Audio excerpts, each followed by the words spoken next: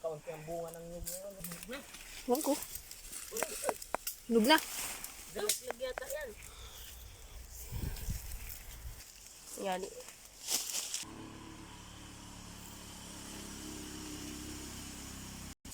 Hinog na ho na langga.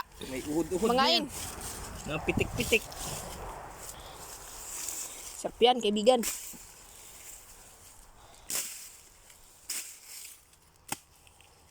Hinog na. Ano pa? Alanganin pa, no?